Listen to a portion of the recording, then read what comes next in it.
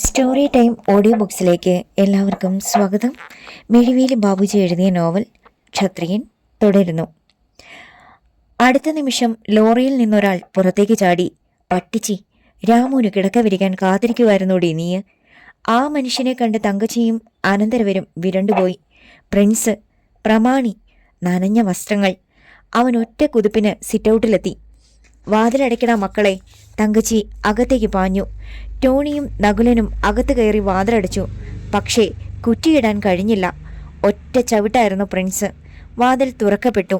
ടോണിയും നകുലനും പിടിവിട്ട് പിന്നോട്ട് തെറിച്ച് തറയിൽ മലർന്നു വീണു. ഒറ്റച്ചാട്ടത്തിന് അവൻ അവരെ പിടികൂടി വലിച്ചുയർത്തി.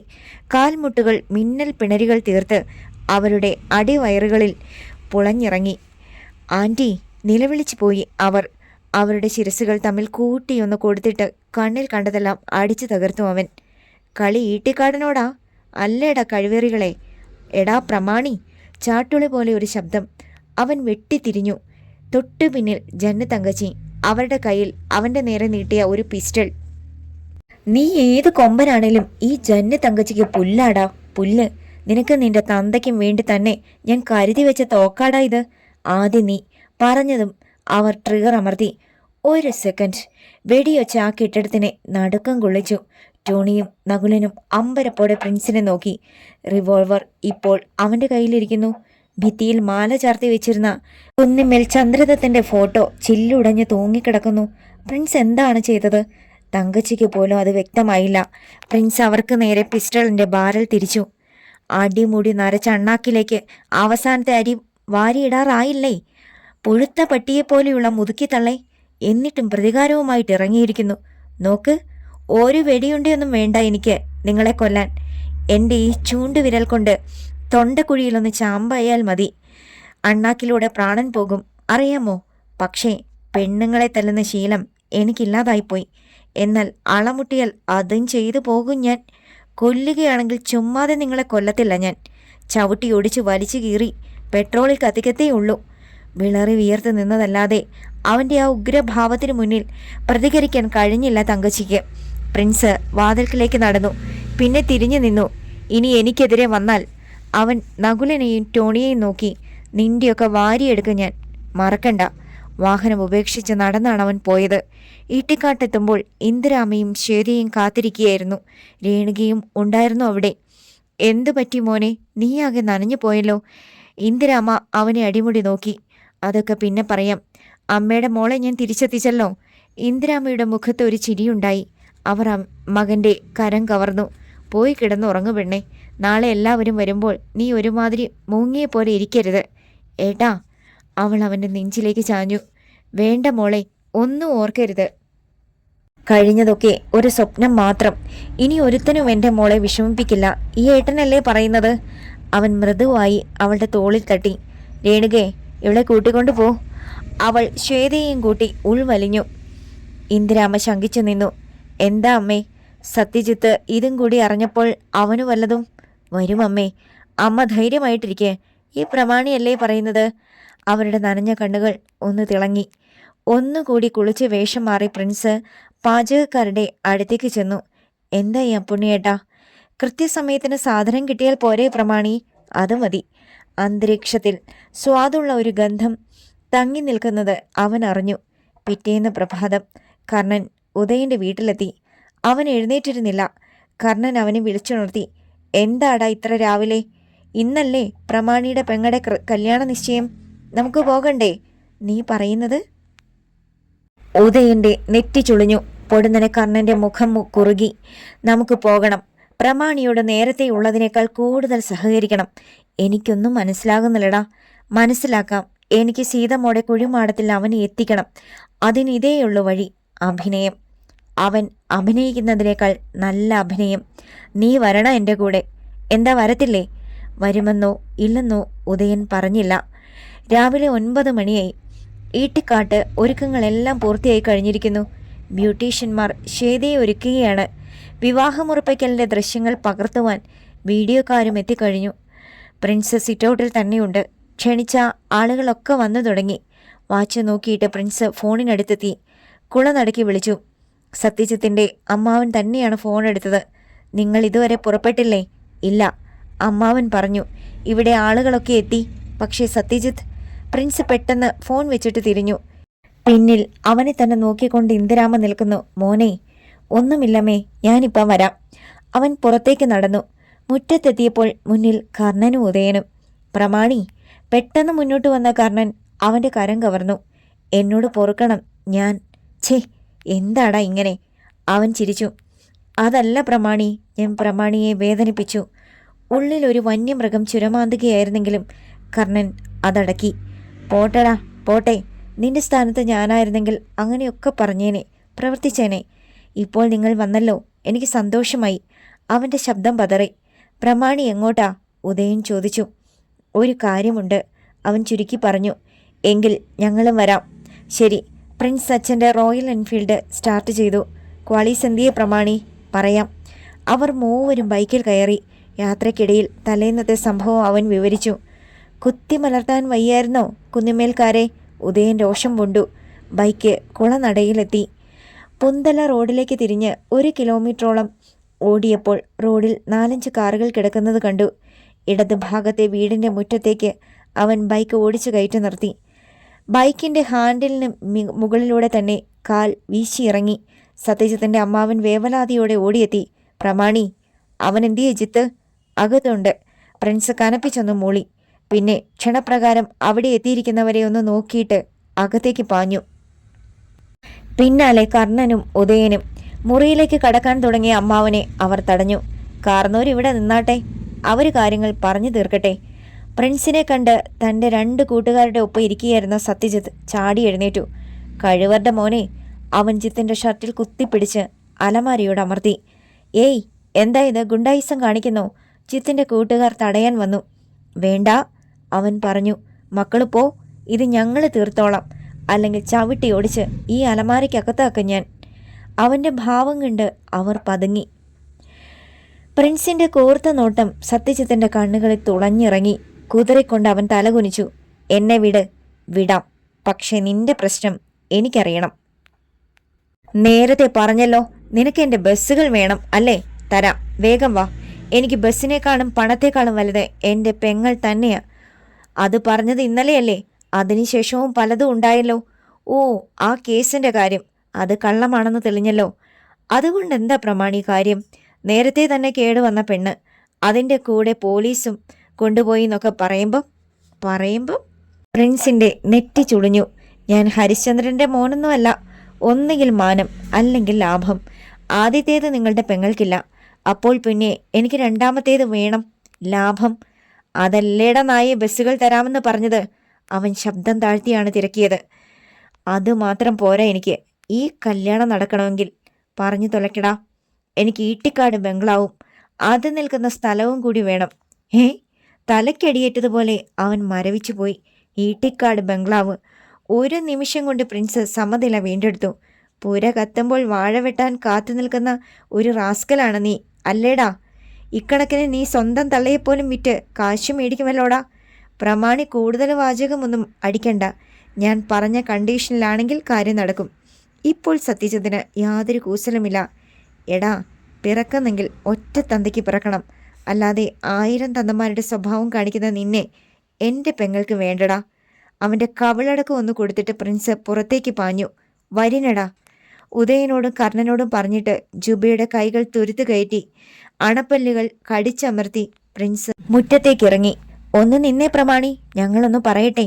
അവർ പിന്നാലെ ഓടിയെത്തിയപ്പോഴേക്കും അവൻ ബൈക്ക് സ്റ്റാർട്ട് ചെയ്ത് വലങ്കാൽ തറയിൽ കുത്തി പിൻചക്രം റാ പോലെ കറക്കിയെടുത്ത് ബൈക്ക് തിരിച്ചു കഴിഞ്ഞിരുന്നു. പോകല്ലേ പ്രമാണി, ഇതൊന്ന് കേട്ടിട്ട്. ഉദയൻ ബൈക്കിൻ്റെ ഹാൻഡിലിൽ പിടിച്ചു. എന്താടാ? ബൈക്ക് റേസ് ചെയ്യുന്നതിനിടയിൽ അവൻ തിരക്കി. ഈ കല്യാണം വേണ്ടെന്ന് വെച്ചിട്ട് മടങ്ങിപ്പോകാൻ തീരുമാനിച്ചോ? അല്ലാതെ പിന്നെ ആണിൻ്റെ രൂപം മാത്രമുള്ള ആ കഴുതയ്ക്ക് ഞാൻ എൻ്റെ പെങ്ങളെ കെട്ടിച്ചു കൊടുക്കണോ? ഒരാവേശത്തിന് എടുത്തു ചാടിയാൽ 100 ആവേശം കൊണ്ടാലും കരകയറാൻ പറ്റത്തില്ലെന്ന് പഴമക്കാർ പറഞ്ഞിട്ടുണ്ട്.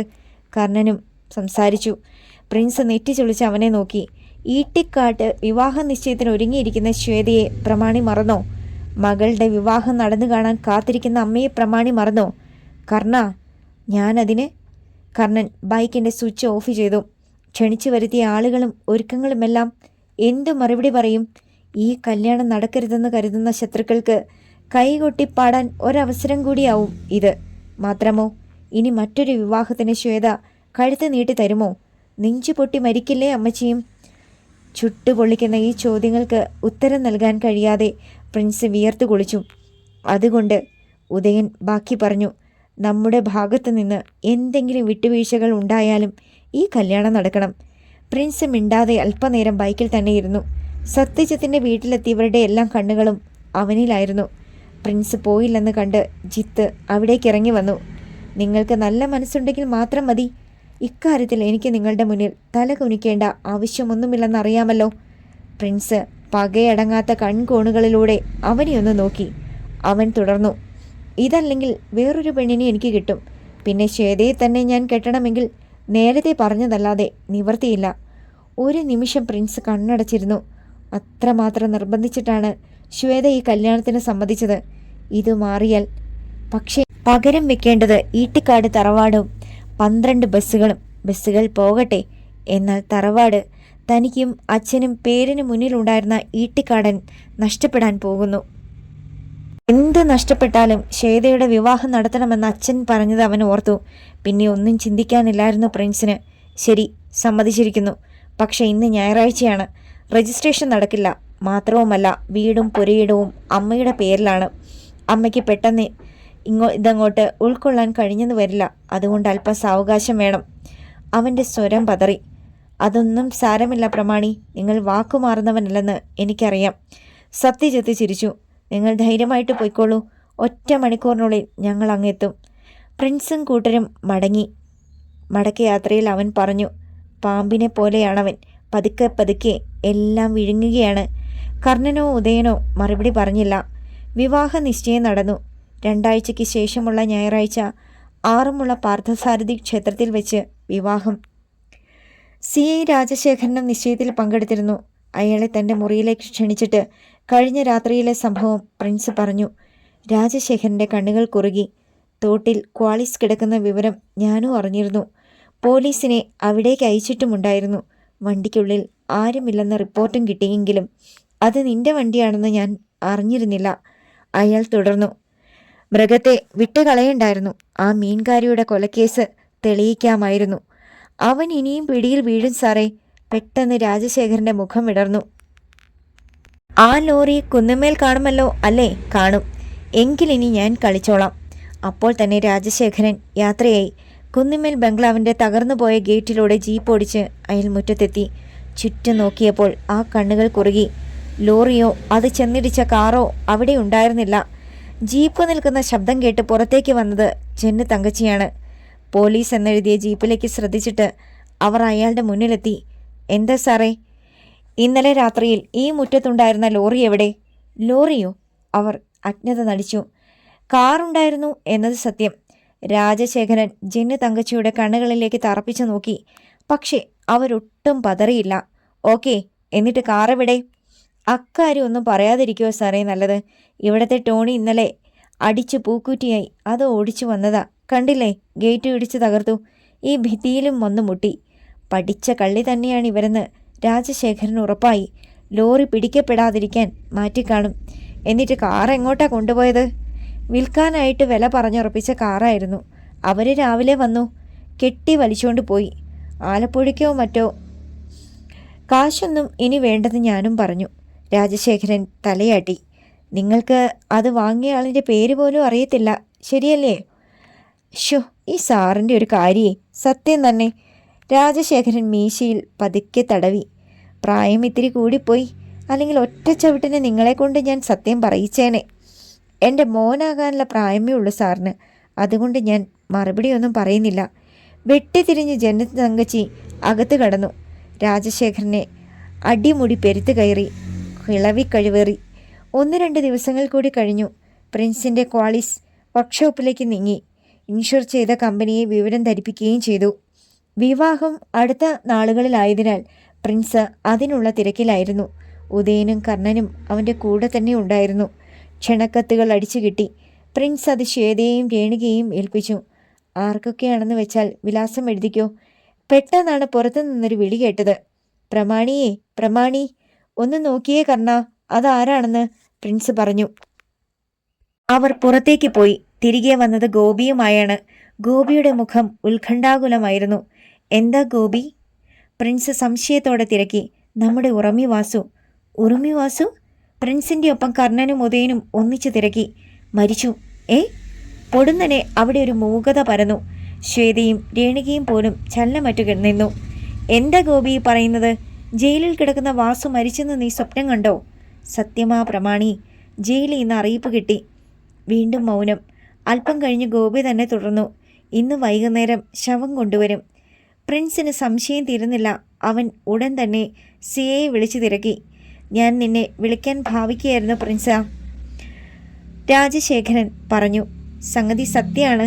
ജയിലിലെ കിച്ചണിൽ ഗ്യാസ് സിലിണ്ടർ പൊട്ടിത്തെറിച്ചുണ്ടായ തീപിടുത്തത്തിലാണ് അപകടം. 10ഓളം പേർ മരിച്ചു. അതിലൊന്ന് വാസുവാണ്. മറുപടി പറയാതെ പ്രിൻസ് ഫോൺ വെച്ചു. എന്തായി? ഏവരും ഉത്കണ്ഠയോടെ അവനെ നോക്കി. സത്യമാ, വാസു പോയി. പ്രിൻസ് തളർന്ന് കസേരയിലേക്ക് ചാഞ്ഞു. 3 മണിയായപ്പോഴേക്കും ആളുകൾ കേട്ടറിഞ്ഞ് കോളനിയിൽ തടിച്ചുകൂടി. പോലീസുമെത്തി. പ്രിൻസിൻ്റെ നെഞ്ചു പൊടിയുകയായിരുന്നു. തനിക്ക് വേണ്ടി എന്തെന്ത് കാര്യങ്ങൾ ചെയ്തവനാണ് വാസു. എന്തെങ്കിലും ആവശ്യമുണ്ടെങ്കിൽ അറിയിച്ചാൽ മതി. ജയില് ചാടിയിട്ടായാലും വന്നെത്തുമെന്ന് ഉറപ്പു പറഞ്ഞു പോയതാണവൻ. പ്രമാണി, ഗോപി അടുത്തെത്തി. ഈ മനസ്സിലെന്താണെന്ന് എനിക്കറിയാം. എങ്കിലും തളരരുത്. അവനൊന്ന് മൂളി. 5 മണിയായപ്പോൾ ആംബുലൻസിന്റെ മൂളൽ. തെറി നിന്ന ജനം ഇരമ്പിയെടുത്തു. പോലീസുകാർ അവരെ അകറ്റി നിർത്താൻ പാടുപെട്ടു. ആംബുലൻസ് വന്നു നിന്നു. പ്രിൻസും ഉദയനും ഗോപിയും എല്ലാം കൂടി ചേർന്നാണ് ശവപ്പെട്ടി ഇറക്കിയത്. വാസുവിൻ്റെ വീട്ടിൽ ഒരു ഡെസ്കിൽ പെട്ടിവെച്ചു. തലയ്ക്കൽ നിലവിളക്ക് കൊളുത്തി വെച്ചതിന് ശേഷം മൂടി മാറ്റി. എല്ലാവരും അകത്തേക്ക് എത്തി നോക്കാൻ തള്ളിക്കൂടി. പക്ഷേ നോക്കിയവർ അന്തം വിട്ടു. ഒരു വെള്ള തുണിക്കെട്ട് മാത്രം. കത്തിക്കരിഞ്ഞു പോയില്ലേ? പിന്നിനി എന്നാ കാണാനാ? ആരുടെയോ ശബ്ദം പ്രിൻസിൻ്റെ കാതുകളിൽ വന്ന് വീണു. ചടങ്ങുകൾ പെട്ടെന്ന് നിർത്തി. സന്ധ്യയ്ക്ക് മുമ്പ് തന്നെ ശ്മശാനത്തിൽ സംസ്കരിച്ചു. നേരം സന്ധ്യ കഴിഞ്ഞു. കുന്നിന്മേൽ ബംഗ്ലാവിൽ ജനതങ്കച്ചി അസ്വസ്ഥയായി മുറിയിൽ അങ്ങിങ്ങു നടന്നു. ആ വാസു, ഉറുമി കൊണ്ട് അവൻ്റെ തലയും അരിഞ്ഞു വീഴ്ത്തണമെന്ന് കരുതിയിരുന്നതാണ് ഞാൻ. എൻ്റെ മോനെ കൊന്നതുപോലെ. അവർ പല്ലമർത്തി. അത്തരം ഒരു ഉറുമി എനിക്ക് വേണം പ്രിൻസിൻ്റെ തലയിറക്കാൻ, നകുലൻ പറഞ്ഞു. അത്തരം ഉറുമികൾ വാസുവിൻ്റെ വീട്ടിൽ ഇനിയും ഇരിപ്പുണ്ടെന്നാണ് ആളുകൾ പറയുന്നത്. അങ്ങോട്ട് വന്ന ടോമി പറഞ്ഞു. എങ്കിൽ തങ്കച്ചിയുടെ കണ്ണുകളിൽ ഒരു തീപ്പൊട്ട് പറന്നു വീണു. അത് നമുക്കെടുക്കണം മക്കളെ. പെട്ടെന്ന് ഫോൺ ശബ്ദിച്ചു. നകുലനാണ് റിസീവർ എടുത്തത്. ഹലോ, കുന്നുമേലെ വീടല്ലേ? അതെ, ആരാ? പറയാം. ജനതങ്കച്ചിയുണ്ടെങ്കിൽ കൊടുക്ക്. ഒരു പുരുഷ ശബ്ദം തുടർന്നു. അവരുമായാണ് എനിക്ക് സംസാരിക്കേണ്ടത്. കൊടുക്കാം. അവൻ റിസീവർ തങ്കച്ചിയെ ഏൽപ്പിച്ചു. ചുളിഞ്ഞ നെറ്റിയോടെ തങ്കച്ചി പറഞ്ഞു. തങ്കച്ചിയാ, ഞാൻ സലീം, ഇറപ്പുഴ സലീം. പരിചയം കാണില്ല. കണ്ടിട്ടില്ല, പക്ഷെ കേട്ടിട്ടുണ്ട്. ഞാൻ വിളിച്ചതൊരു പ്രത്യേക കാര്യം പറയാനാ. പറഞ്ഞു. ഇപ്പോഴല്ല, ഫോണിലൂടെ പറഞ്ഞാലും ശരിയാവില്ല. നമുക്ക് നേരിട്ട് കാണണം. കാണാം. എപ്പോൾ? എവിടെ വെച്ച്? തങ്കച്ചിക്കും ഉത്സാഹമായി. സലീം അല്പനേരം കൂടി അവരുമായി സംസാരിച്ചു. റിസീവർ വെച്ചിട്ട് തങ്കച്ചി തിരിഞ്ഞു. ആരാ ആൻറ്റി വിളിച്ചത്? പറയാം. അതിനു മുമ്പ് നമ്മൾ എവിടെ സംസാരിച്ച് നിർത്തിയത്? ഉറുമിയുടെ കാര്യം. എങ്കിൽ ഇന്ന് രാത്രി നിങ്ങളത് തപ്പിയെടുക്കണം. ശരി ആൻറ്റി. ആ നേരത്ത് വാസുവിൻ്റെ ഉറുമിയെക്കുറിച്ച് വേറെ ചിലരും സംസാരിക്കുന്നുണ്ടായിരുന്നു. കർണനും ഉദയനും. പുഞ്ചയ്ക്ക് നടുവിലുള്ള പാലത്തിലിരിക്കുകയായിരുന്നു അവർ. എൻ്റെ പെങ്ങളുടെ വിവാഹം എനിക്ക് കാണാൻ പറ്റിയില്ല. അതുപോലെ പ്രമാണിയും അത് കാണാൻ പാടില്ല ഉദയ. കർണൻ ആവേശം കൊണ്ടു. വിവാഹത്തിന് മുമ്പ് തന്നെ അവനെ ഞാൻ തീർക്കും. നീ കൂടെ നിൽക്കണം. നിൽക്കാം. എങ്കിൽ ആ തല അരിഞ്ഞു വീഴ്ത്താൻ എനിക്ക് വാസുവേട്ടൻ്റെ ഉറുമിയെടുക്കണം. അത് വേണോ? വാസുവേട്ടൻ ജയിലിൽ പോയിട്ടും ആ വീട്ടിൽ ഉണ്ടെന്ന് പറയപ്പെടുന്ന ഉറുമിയെടുക്കാൻ ആരും ധൈര്യപ്പെട്ടിട്ടില്ല. ഉദയൻ മടിച്ചു. അതെന്നെങ്കിലും വാസുവേട്ടൻ തിരിച്ചു വരും എന്ന ഭയം കൊണ്ടല്ലേ. ഇനി അത് വേണ്ടല്ലോ. എന്നാലും ഒരെന്നാലുമില്ല. നീ എൻ്റെ കൂടെ ഒന്ന് വന്നാൽ മതി. ഞാൻ ഉറുമിയെടുത്തോളാം. ഉദയന് സമ്മതിക്കേണ്ടി വന്നു. അർദ്ധരാത്രി കഴിഞ്ഞ നേരത്ത് അവർ വാസുവിൻ്റെ വീട്ടുമുറ്റത്തെത്തി. ഒരു പട്ടി ശ്മശാനത്തിൻ്റെ ഭാഗത്ത് ഓരിയിടുന്നത് പോലെ കേട്ടു. കർണൻ ചെറിയ ടോർച്ച് തെളിച്ച് തിണ്ണയിലേക്ക് കയറി. കയറി വാടാ. ചുറ്റും ഒന്ന് നോക്കിയിട്ട് ഉദയനും കയറി. വാതിൽ തുറക്കാൻ ബുദ്ധിമുട്ടൊന്നും ഉണ്ടായിരുന്നില്ല. അവർ അകത്ത് കടന്ന് വാതിൽ ചാരി. മുറി മുഴുവൻ പരിശോധിച്ചു. പഴയ പെട്ടികൾ തുറന്നു നോക്കി. ഉറുമയില്ല. കുറച്ച് വസ്ത്രങ്ങളും പുസ്തകങ്ങളും മാത്രം എവിടെയോ ഒളിച്ചു വെച്ചിരിക്കുകയാണ്. കർണൻ ഭിത്തിയും തറയും പരതാൻ തുടങ്ങി. പെട്ടെന്ന് പിന്നിൽ ഒരു സീൽക്കാരം പാമ്പ് ചീറ്റും പോലെ. അയ്യോ പാമ്പ്! ഉദയൻ നിലവിളിച്ചു. കർണൻ്റെ കയ്യിൽ നിന്ന് ടോർച്ച് പിടിവിട്ട് തറയിൽ വീണ് അണഞ്ഞു. വീണ്ടും ആ ശബ്ദം. കർണൻ ടോർച്ച് തപ്പിയെടുത്ത് തെളിച്ചു. മുകളിൽ നിന്ന് താഴേക്ക് തൂങ്ങിപ്പുളയുന്ന 3 പാമ്പുകൾ. വെള്ളിയുടെ നിറമായിരുന്നു അവയ്ക്ക്. അയ്യോ! അവരുടെ തൊണ്ടയിൽ നിലവിളി കുരുങ്ങി വീണു. പെട്ടെന്ന് ഒരു മനുഷ്യൻ അവരുടെ മുന്നിലേക്ക് പറന്നിറങ്ങി. അയാളുടെ കയ്യിൽ വെള്ളിപ്പാമ്പുകൾ ചീറ്റിക്കൊണ്ട് പൊളഞ്ഞു. ഇതാണോ പിള്ളേരെ നിങ്ങൾ നോക്കിയത്? ഇടിവെട്ടും പോലെയുള്ള ശബ്ദം. ഉറുമി വാസുവിൻ്റെ ശബ്ദം. ആ മുഖം അവർ വ്യക്തമായി കണ്ടു. വാസുവേട്ടൻ! കർണൻ്റെ ശബ്ദം വിറച്ചു. വാസുവിൻ്റെ കയ്യിൽ 3 തലയുള്ള ഉറുമി ഒന്നുകൂടി ചുറ്റിപ്പൊളഞ്ഞു. ഏഴിക്കാട് ലക്ഷം വീട് കോളനിയിൽ കനത്ത നിശബ്ദത. ഇടയ്ക്കിടെ ശ്മശാനത്തിൻ്റെ ഭാഗത്തു നിന്ന് നായ്ക്കളുടെ മോങ്ങൽ മാത്രം ചിതറി വീണു. അക്കരെ റബ്ബർ ടാറിംഗ് മിക്സിംഗ് യൂണിറ്റിലെ വെളിച്ചം പുഞ്ചയിലെ ജലത്തിൽ പ്രതിഫലിച്ചു. അധികം ശബ്ദമില്ലാതെ കുറിച്ചിമുട്ടം ഭാഗത്തു നിന്ന് വന്ന ഒരു ജീപ്പ് കോളനിയുടെ കമാനം കടന്ന് ഇടത്തേക്ക് പോയി. ഹെഡ്ലൈറ്റുകൾ അണച്ചിട്ട് അതിൻ്റെ പാർക്ക് ലൈറ്റ് മാത്രം തെളിച്ച് ടോണി പിന്നെ തൊട്ടരികിലിരുന്ന നകുലനെ നോക്കി. എന്തെങ്കിലും അപകടം ഉണ്ടായാൽ എന്നെ നോക്കണ്ട, രക്ഷപ്പെട്ടോണം. കോളനിക്കാരുടെ കയ്യിൽപ്പെട്ടാൽ പിന്നെ പൊടി പോലും ബാക്കി കിട്ടത്തില്ല. നകുലനൊന്നും മൂളി. ജീപ്പ് ഉറുമി വാസുവിൻ്റെ വീട്ടിലേക്ക് പോകുന്ന റോഡിലേക്ക് തിരയുന്ന ഭാഗത്ത് നിർത്തി. ഇരുവരും ഇറങ്ങി. വാ! ടോർച്ച് കയ്യിലുണ്ടായിരുന്നെങ്കിലും ടോണി അത് തെളിച്ചില്ല. വാസുവിൻ്റെ വീടിനടുത്തെത്തി. ഒരു വട്ടം കൂടി ചുറ്റും നോക്കി. ആരുമില്ല. അവർ തിണ്ണയിലേക്ക് കയറി. വാതിൽക്കിലേക്ക് ടോർച്ച് തെളിച്ചു നോക്കിയ അവരുടെ നെറ്റി ചുളിഞ്ഞു. അത് തുറന്നു കിടക്കുന്നു.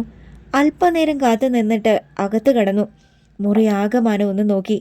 പെട്ടെന്ന് നകുലൻ ടോണിയുടെ തോളിൽ പിടിച്ചുകൊണ്ട് ഒരു മൂലയിലേക്ക് കൈ ചൂണ്ടി. അത് കണ്ടോ?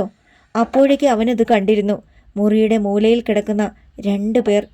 ടോണി അവരുടെ മുഖങ്ങളൊന്ന് ശ്രദ്ധിച്ചു. ഇത് കർണനും ഉദയനുമാണല്ലോ. വേഗം പോകാം, അല്ലെങ്കിൽ ഇവരുടെ കൊലപാതകത്തിന് നമ്മൾ ഉത്തരം നൽകേണ്ടി വരും. നകുലൻ്റെ ശബ്ദം വിറച്ചു. ഞൊടിയിടയിൽ അവർ ഇരുവരും പുറത്തു ചാടി. ഓടിക്കോ! അയൽ വീടുകളിലെ നായ്ക്കൾ നിർത്താതെ കുരച്ചു തുടങ്ങി. ആരാടവിടെ? ആരോ വിളിച്ചു ചോദിക്കുന്നു. കോളനിയിൽ ലൈറ്റുകൾ തെളിഞ്ഞു തുടങ്ങി. കള്ളന്മാരാ, വിടരുത്! ഒരലർച്ച. ടോണി ഒരു മെറ്റൽ കൂനയിൽ തട്ടി കമഴ്ന്നു വീണു. നകുലൻ അവനെ പിടിച്ചെഴുന്നേൽപ്പിച്ചുകൊണ്ട് ഓടി. നായ്ക്കൾ കുരച്ചുകൊണ്ട് തൊട്ട് പിന്നിൽ തന്നെയുണ്ട്. അതിനും പിന്നാലെ ആളുകളും. അവർ ഓടിയെത്തുന്നതിനനുസരിച്ച് ഇരുഭാഗത്തെയും വീടുകളിൽ ലൈറ്റുകൾ തെളിഞ്ഞുകൊണ്ടിരുന്നു. വല്ല വിധേനയും അവർ ജീപ്പിനടുത്തെത്തി. കേറിക്കോടാ! ടോണി ഡ്രൈവിംഗ് സീറ്റിലേക്ക് പറന്നു വീണു. സ്വിച്ച് കീ തിരിച്ച് ജീപ്പ് സ്റ്റാർട്ട് ചെയ്യാനാഞ്ഞ അവർ ഇരുട്ടിൽ ഒരു നിമിഷം പകച്ചു. എന്താ ചേട്ടാ? നകുലൻ്റെ ഉള്ളു കത്തി. വിശ്വാസം വരാതെ ടോണി ഇരുട്ടിൽ ഒന്നുകൂടി തപ്പി. പിന്നെ ടോർച്ച് തെളിച്ച് നോക്കി. ജീപ്പിൻ്റെ സ്റ്റിയറിംഗ് കാണാനില്ല.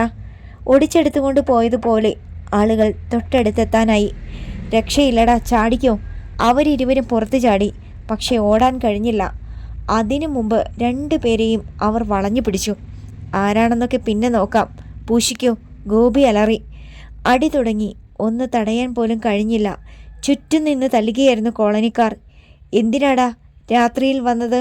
നകുലൻ്റെ കഴുത്തിൽ കുത്തിപ്പിടിച്ച് ജീപ്പിൻ്റെ ബോണറ്റിലേക്ക് അമർത്തിക്കൊണ്ട് ജെയിംസ് ആ നെഞ്ചിൻ കൂടിന് തന്നെ കൈമുട്ടുകൊണ്ടൊന്ന് താങ്ങി. എന്നെ തല്ലല്ലേ, ഞാനെല്ലാം പറയാം. നകുലൻ നിലവിളിച്ചു. മതി, നിർത്തിയേരടാ. ഒരു പക്ഷെ ഇവനൊക്കെ ചത്തുപോയാൽ നമ്മൾ സമാധാനം പറയേണ്ടി വരും, ഗോപി പറഞ്ഞു. അടി നിന്നു. അവർ കോളനിക്ക് മുന്നിലെ തെങ്ങിൻ തോപ്പിലേക്ക് അവരെ വലിച്ചു കയറ്റി തെങ്ങിൽ ചേർത്ത് കെട്ടി. പിന്നീടാണ് വെളിച്ചമടിച്ചു നോക്കിയത്. അയ്യടാ, ഇത് നമ്മുടെ കുന്നുമേലെ കൊച്ചു മുതലാളിമാരല്ലേ? മൈക്ക് ഭാസ്കറിൻ്റെ അമ്പരപ്പ് നിറഞ്ഞ ശബ്ദം. മറ്റുള്ളവരുടെ നെറ്റിയും ചുളിഞ്ഞു. ഗോപി മുന്നോട്ടാഞ്ഞു. സത്യം പറഞ്ഞു മുതലാളിമാരെ, ഈ രാത്രിയിൽ നിങ്ങൾക്കെന്താ കോളനിയിൽ കാര്യം? ടോണി ഒന്നും മടിച്ചു. ഞങ്ങളുടെ കൈത്തരിപ്പ് തീർന്നിട്ടില്ല. ഗോപിയാശാനെ തുടങ്ങിക്കോട്ടെ, ആൾക്കൂട്ടത്തിനിടയിൽ നിന്ന് ആരോ വിളിച്ചു ചോദിച്ചു. വരട്ടെ, പറയാം. ടോണിക്ക് പിന്നെ ഒന്നും മറയ്ക്കാനായില്ല. എല്ലാം പറഞ്ഞു. ആളുകൾ കേട്ടു നിന്നു. വാസുവിൻ്റെ ഉറുമി തേടി ഇവർ വന്നു. പക്ഷേ കർണനും ഉദയനും അവിടെ മരിച്ചു കിടക്കുന്നു. അവരുടെ ജീപ്പിൻ്റെ സ്റ്റിയറിംഗ് കാണാനില്ല. വിശ്വസിക്കാൻ ബുദ്ധിമുട്ടുള്ള കാര്യങ്ങൾ. ആരോ ഒരാൾ ജീപ്പ് പരിശോധിച്ചു. ശരിയാണ്, എങ്ങും കേൾവി പോലും ഇല്ലാത്ത കാര്യം. ജീപ്പിൻ്റെ സ്റ്റിയറിംഗ് അടർത്തിക്കൊണ്ട് പോവുക. അവർ ഉറുമി വാസുവിന്റെ വീട്ടിലേക്ക് പാഞ്ഞു. കർണനും ഉദയനും മരിച്ചത് സത്യമാണോ എന്നറിയുവാൻ.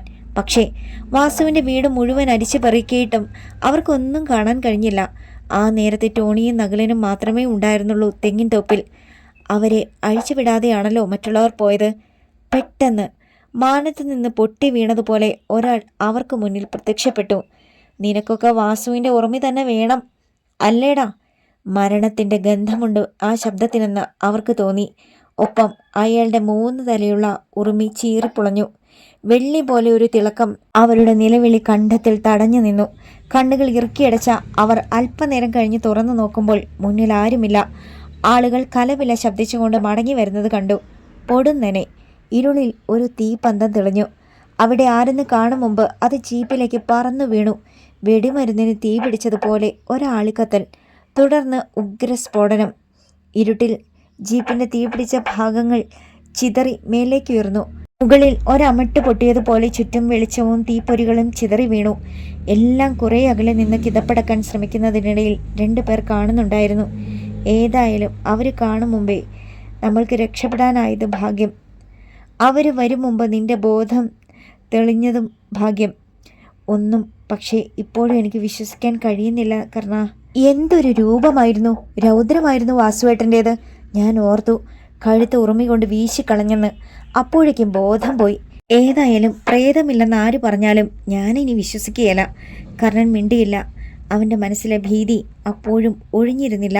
ഛേ, നാണം കേട്ട് തല്ല് വാങ്ങി മടങ്ങി വന്നിരിക്കുന്നു ശവങ്ങൾ. ജീപ്പും കളഞ്ഞു കുടിച്ചു. ജെന്നു തങ്കച്ചി കാറി തുപ്പി. ടോണിയും നകുലനും തലകുനിച്ചു നിന്നു. നേരം പുലരാറാവുന്നതേയുള്ളൂ. തങ്കച്ചിക്ക് കലിയടങ്ങുന്നില്ല. അവസാനം ഉറുമയും പിടിച്ച് നിന്റെയൊക്കെ മുന്നിൽ ഒരാൾ വന്നു പോലും. ചത്തുപോയ നിന്റെയൊക്കെ തന്ത ചന്ദ്രദത്തനായിരിക്കും അത്. അല്ല പിന്നെ. ആൻറ്റി, ഞങ്ങളൊന്ന് പറയട്ടെ. ടോണി നാവനക്കി. വേണ്ട, നീ നിന്റെ അനിയനും മിണ്ടരുത്. അരിയുറപ്പില്ലാത്ത ശവങ്ങൾ. ഇനി ഞാൻ നോക്കട്ടെ വല്ലതും നടക്കുമോന്ന്. വെഞ്ഞാറം മുട്ടിലും പോത്തൻകോടും ഒക്കെ നല്ല ചൊണയുള്ള ആമ്പിള്ളേരുണ്ട്. ഞാൻ വരുത്തിക്കൊള്ളാം. തങ്കച്ചി തിരിച്ചു നടന്നു. നേരം പുലർന്നു. ഈട്ടിക്കാടൻ പ്രിൻസ് എഴുന്നേറ്റ് പുറത്തേക്ക് വരുന്നതേ ഉണ്ടായിരുന്നുള്ളൂ. ഫോൺ ശബ്ദിക്കുന്നതും ശ്വേത അറ്റൻഡ് ചെയ്യുന്നതും കേട്ടു. ചേട്ടാ, അവൾ വിളിച്ചു. പ്രിൻസ് അങ്ങോട്ട് ചെന്നു. ചേട്ടന് ഫോൺ. ആരാടി? അവളുടെ മുഖത്ത് പെട്ടെന്ന് നാണം തിങ്ങി. കുളനടയെന്നാ പ്രിൻസിന് മനസ്സിലായി. സത്യജിത്ത്. അവൻ്റെ നെറ്റി ചുളിഞ്ഞു. പെങ്ങളുടെ മുഖത്തെ സന്തോഷം ഒരു നിമിഷം ശ്രദ്ധിച്ചിട്ട് അവൻ റിസീവർ വാങ്ങി. പ്രിൻസാ. അപ്പുറത്തു നിന്ന് സത്യജിത്തിൻ്റെ സംസാരം 1 മിനിറ്റോളം നീണ്ടു. പെങ്ങൾ അടുത്തുണ്ടായിരുന്നതിനാൽ അവൻ ഇടയ്ക്കിടെ മൂളുക മാത്രം ചെയ്തു. പക്ഷേ ആ മുഖത്ത് ഒരു ഇഷ്ടപ്പെടായിക കണ്ട ശ്വേത സൂത്രത്തിൽ മാറിക്കളഞ്ഞു. അവൾ പോയെന്നറിഞ്ഞതും അവൻ പറഞ്ഞു, നാളെ വാക്ക് പറയുന്നത് ഞാൻ. കൂടുതൽ സംസാരം വേണ്ട. അല്പം ശക്തിയിൽ അവൻ ഫോൺ വെച്ചു. പിന്നെ ചിന്താഭാരത്തോടെ സിറ്റൗട്ടിലെത്തി. ശ്വേത കാപ്പി കൊണ്ടുവന്ന് കൊടുത്തു. അമ്മയെ അവൾ കാണാതെ ഒന്നടുത്ത് കിട്ടാൻ അവൻ അവസരം നോക്കി. അവസാനം ഇന്ദിരാമ്മ അടുക്കള തോട്ടത്തിലേക്ക് പോകുന്നത് കണ്ടപ്പോൾ അവൻ കൂടെ ചെന്നു. നല്ല നീളമുള്ള നാടൻ വെണ്ടയ്ക്ക അടർത്തിയെടുക്കുകയായിരുന്നു ഇന്ദിരാമ്മ. പതിവില്ലാതെ മകൻ അങ്ങോട്ട് ചെന്നപ്പോൾ ഇന്ദിരാമ്മയുടെ ചുണ്ടിൽ ചിരിയൂറി. എന്താടാ, പഴയ കലാതിലകം എന്തെടുക്കുകയാണെന്ന് നോക്കാൻ വന്നതാ? അത് കള്ളം അല്ലെന്നേ. ഒരു വെണ്ടയ്ക്ക അടർത്തി അവൻ കടിച്ചു തിന്നു. അമ്മ വന്നേ, ഞാനൊന്ന് സംസാരിക്കട്ടെ. തൊട്ടടുത്തുണ്ടായിരുന്ന ഓട്ടുമാവിൻ ചുവട്ടിലേക്ക് അവർ നടന്നു. സംശയത്തോടെ ഇന്ദിരാമ്മ പിന്നാലെ ചെന്നു. അവൻ ഓട്ടുമാവിൻ്റെ കമ്പിൽ കയറിയിരുന്നു. സത്യത്തിൽ ഒരു കുടുംബത്തിന് കഴിയാൻ ഇത്രയും വലിയ വീടും വസ്തുവുമൊക്കെ എന്തിനല്ലേ അമ്മേ? ഇന്ദിരാമ്മ അവൻ്റെ കണ്ണുകളിലേക്ക് നോക്കി. നിനക്കെന്താടാ ഒരു സ്റ്റാർട്ടിംഗ് ട്രബിൾ? പറയാനുള്ളത് നേരെ അങ്ങ് പറഞ്ഞോടാ. അവർ മകൻ്റെ തൊട്ടരികിലെത്തി. വിവാഹത്തിന് ഇനി അധിക ദിവസമില്ല, ഒരാഴ്ച. അതിനു മുമ്പ് ഒത്തിരി കാര്യങ്ങൾ ചെയ്തു തീർക്കണം. അതിന് ഇനി ഞാൻ പറയാൻ പോകുന്നത് ശ്വേത ഒരിക്കലും അറിയരുത്. എന്താടാ? ഇന്ദിരാമ്മയുടെ മനം ഒന്നുലഞ്ഞു. വിവാഹ നിശ്ചയത്തിൻ്റെ അന്ന് ഞാൻ കുളനടക്കാർക്ക് ഒരു വാക്ക് കൊടുത്തിരുന്നു. ബസ്സുകൾ കൊടുക്കാമെന്നല്ലേ? കൊടുത്തേരടാ. എൻ്റെ മോന് അതുകൊണ്ട് കുറേ ധനനഷ്ടം ഉണ്ടാകും. പക്ഷേ പോട്ടെ. അതുമാത്രമല്ലമ്മേ, പിന്നെ ഈ കല്യാണം നടക്കണമെങ്കിൽ അവൻ ഈ വീടും സ്ഥലവും കൂടി. ഇന്ദിരാമ്മ കിടുങ്ങിപ്പോയി. പ്രിൻസേ. അതെ അമ്മേ, ഞാനങ്ങ് സമ്മതിച്ചു. ശ്വേതയുടെ വിവാഹം നടക്കണം. എന്നിട്ട് പിന്നെ നമ്മൾ പെരുവഴിയിൽ ഇറങ്ങുമോടാ? അതൊക്കെ പിന്നത്തെ കാര്യം. നമുക്കിവിടെ തന്നെ കഴിയാൻ ഒരു എഗ്രിമെൻ്റ് വെച്ചാൽ മതിയല്ലോ. ഇന്ന് ജിത്ത് വിളിച്ചിരുന്നു. നാളെ പ്രമാണം നടത്തണം. അമ്മ ഇതിലൊന്നും പറയരുത്. ശ്വേത അറിയുകയും അരുത്. അറിഞ്ഞാൽ അവൾ ചിലപ്പോൾ സമ്മതിക്കത്തില്ല. അമ്മയുടെ മുഖത്ത് പോലും നോക്കാതെ പ്രിൻസ് വേഗം അവിടെ നിന്ന് പോയി. നിറകണ്ണുകളോടെ ഇന്ദിരാമ്മ അത് നോക്കി നിന്നു. പ്രിൻസ് ബൈക്കിൽ കോളനിയിലെത്തി. തലേന്ന് രാത്രി കുന്നുമേൽക്കാർ വന്നതും മറ്റുമായി വിവരങ്ങൾ കർണനാണ് അവനോട് പറഞ്ഞത്. എന്നിട്ട് ഞാനും ഉദയനും അവിടെ ചത്ത് കിടക്കുന്നെന്നും അവൻ മരി വെച്ച് കാച്ചി പ്രമാണി. പ്രിൻസിൻ്റെ നെറ്റിയൊന്ന് ചുളിഞ്ഞു നിവർന്നു. പക്ഷേ ജീപ്പിൻ്റെ സ്റ്റിയറിംഗ് അടർത്തിയെടുത്തതും അതിന് തീയിട്ടതും ആരാടാ? അതാ ഞങ്ങൾക്കും പിടികിട്ടാത്തത്. എന്തോ എവിടെയോ ഒരു സ്പെല്ലിംഗ് മിസ്റ്റേക്ക് തോന്നി പ്രിൻസിന്. പക്ഷേ അവനൊന്നും പറഞ്ഞില്ല. അടുത്ത നിമിഷം ഈട്ടിക്കാട് തറവാടും അത് നിൽക്കുന്ന സ്ഥലവും ഇന്ദിരാമ്മയെ കൊണ്ട് പ്രിൻസ് സത്യജിത്തിൻ്റെ പേരിൽ എഴുതി കൊടുപ്പിച്ചു. തങ്ങൾക്ക് അവിടെ താമസിക്കാനുള്ള അധികാരം ഉണ്ടായിരിക്കുമെന്നും പത്രത്തിൽ വ്യക്തമായി എഴുതി ചേർത്തിരുന്നു. അന്ന് തന്നെ ഈട്ടിക്കാടൻ ബസ്സുകൾ 12 എണ്ണവും സത്യജിത്തിൻ്റെ പേരിലേക്ക് മാറ്റി. എൻ്റെ കഴിവുകേടുകൊണ്ടാണ് ഞാൻ ഇങ്ങനെയൊക്കെ ചെയ്തതെന്ന് കരുതരുത് ജിത്തെ, മറ്റാരും കേൾക്കാതെ പ്രിൻസ് ഓർമ്മിപ്പിച്ചു. എനിക്കതറിയാം അളിയ, ഇതെല്ലാം എൻ്റെ പേരിൽ എന്ന് മാത്രമേ ഉള്ളൂ. പഴയതുപോലെ അളിയൻ തന്നെ. അവൻ പൂർത്തിയാക്കാൻ സമ്മതിക്കാതെ പ്രിൻസ് കൈ ഉയർത്തി. വേണ്ട ജിത്തെ, അതത്ര സുഖമുള്ള ഏർപ്പാടായിരിക്കില്ല. അവർ മടങ്ങി. വിവാഹത്തിന് ഇനി 3 ദിവസം മാത്രം. ബാങ്കിലുണ്ടായിരുന്ന പണം അത്രയും പിൻവലിച്ച് പെങ്ങൾക്ക് ആഭരണവും തുണികളും മറ്റുമെടുക്കാൻ പ്രിൻസ് യാതൊരു മടിയും കാണിച്ചില്ല. എല്ലാം ഭംഗിയാക്കണം. ഒരിടത്ത് ഒരു കുറവും സംഭവിക്കരുത്. കർണനും ഉദയനും അവൻ്റെ കൂടെ നിന്നു. ക്ഷേത്രത്തിൽ വെച്ചാണ് വിവാഹമെങ്കിലും വീട്ടിലൊരു പന്തൽ വേണ്ടേ? അതിന് കർണനെ ചുമതലപ്പെടുത്തി പ്രിൻസ്. പന്തൽ ഉയർന്നു. കർണൻ ഉദയനോട് രഹസ്യമായി ചില കാര്യങ്ങൾ സംസാരിച്ചു. സന്തോഷത്തോടെ അവൻ തലയാട്ടി. പ്രിൻസ് അപ്പോൾ അവിടെ എങ്ങും ഉണ്ടായിരുന്നില്ല. കർണൻ നേരത്തെ മടങ്ങി. വീട്ടിലേക്ക് പോകുമ്പോൾ കുരിശിനരികിൽ ടാറ്റ സീറ കിടക്കുന്നു. അവൻ്റെ ഉള്ളം നാളി. ഇറപ്പുഴയിലെ വണ്ടി. കാലുകൾ ചിറകുകളാക്കി അവൻ വീട്ടിലേക്ക് കുതിച്ചു. പക്ഷേ മുറ്റത്തേക്ക് കാൽ കുത്തിയ അവൻ പിന്നിൽ നിന്നാരോ പിടിച്ചു നിർത്തിയതുപോലെ നിന്നുപോയി. തിണ്ണയിലിരുന്ന് കാപ്പി കുടിക്കുന്നു ഇറപ്പുഴ സലീമും അനുജന്മാരും. സലീമിൻ്റെയും ഗോപിനാഥൻ്റെയും ഭാര്യമാരുടെ കരം കവർന്നുകൊണ്ട് പുറത്തേക്ക് ഇറങ്ങി വരുന്നു വിനയ. അവരോട് ചിരിക്കുകയും കുശലം പറയുകയും ചെയ്യുന്നു തൻ്റെ അച്ഛനും അമ്മയും. സലീമാണ് ആദ്യം കർണനെ കണ്ടത്. എന്താടാ അവിടെ തന്നെ നിന്ന് കളഞ്ഞത്? ഓടിപ്പാഞ്ഞു വന്നിട്ട് സലീം തിരക്കി. ഞങ്ങൾ വല്ല കുഴപ്പത്തിനും വന്നതാണെന്ന് കരുതി അല്ലേ? കർണൻ ഉമിനീരിറക്കി യാന്ത്രികമായി മുന്നോട്ട് ചെന്നു. സലീം മുറ്റത്തേക്കിറങ്ങി കർണൻ്റെ കൈക്ക് പിടിച്ചു. ഏതായാലും ഞങ്ങളുടെ പെങ്ങള് നിന്റെ കൂടെ പോന്നു. ഇനി വിരോധിച്ചിട്ടെന്താ കാര്യം? കർണൻ്റെ മനസ്സിലും ശരീരത്തിലും കുളിരുണ്ടായി. ഗോപിനാഥനും പറഞ്ഞു, നിങ്ങളെ ഇറപ്പുഴയ്ക്ക് കൂട്ടിക്കൊണ്ടു പോകാനാണ് ഞങ്ങൾ വന്നത്. കർണൻ കണ്ണു മിഴിച്ചു. നാളെ രാവിലെ നിങ്ങൾ അങ്ങ് വരണം. തമ്പാനു അറിയിച്ചു. പിന്നെ സന്ധ്യയാകുവോളം സൗഹൃദ സംഭാഷണങ്ങൾ. അവരെ യാത്രയയക്കുവാൻ കർണനും വിനയയും റോഡിൽ വരെ ഒപ്പം വന്നു. കോളനിക്കാർ ഈ കാഴ്ച അവിശ്വസനീയതയോടെ നോക്കി നിന്നു. വണ്ടിയിൽ കയറും മുമ്പ് സലീം അവനെ മാറ്റി നിർത്തി സ്വകാര്യം പറഞ്ഞു. കർണ, ആൾബലവും പണവുമായി ഞങ്ങളുണ്ടിനി നിന്റെ കൂടെ. നിന്റെ പെങ്ങളെ കൊന്നവനെ നമുക്ക് കണ്ടെത്തണം. ഭൂമിക്ക് മുകളിൽ വെച്ചേക്കരുത് അവനെ. അവനെ ഞാൻ കണ്ടെത്തി. ഇന്ന് അവന് ഭൂമിയിലെ ജീവിതം അവസാനിക്കുന്ന ദിവസമാ. എല്ലാം ഒരുക്കി കഴിഞ്ഞു ഞാൻ. അതിനൊരു ശുഭലക്ഷണമായാണ് നിങ്ങൾ വന്നത്. കർണൻ്റെ കണ്ണുകളിൽ പകയുടെ കനലിളക്കം സലീം കണ്ടു. ആരാ കർണ ആ നീചൻ? നിങ്ങളാരും വിശ്വസിക്കില്ല. പക്ഷേ അത് സത്യമാണ് പ്രമാണി. അവനാ അത് ചെയ്തത്. ആര് പറഞ്ഞു? മാലക്കരക്കാരൻ സണ്ണി. എങ്കിൽ സലീമിൻ്റെ വാക്കുകൾക്ക് തീ പിടിച്ചു. ഒപ്പമുണ്ട് ഞങ്ങളും. അവൻ്റെ മരണത്തിൽ നിന്റെ സഹായത്തിന്. വേണ്ട, ഞാൻ മതി, ഞാൻ മാത്രം. ഇന്ന് പ്രമാണി തീരും. അന്ത്യവാചകം പോലെ അവനത് പറയുമ്പോൾ പുഞ്ചയിൽ ഒരു വള്ളത്തിൽ ഉടക്ക് വലയിടുന്ന ഭാവത്തിലിരുന്ന് ഒരാൾ മങ്ങിയിരുട്ടിൽ അവരെ തന്നെ ശ്രദ്ധിക്കുകയായിരുന്നു. അടുത്ത ഭാഗം നാളെ.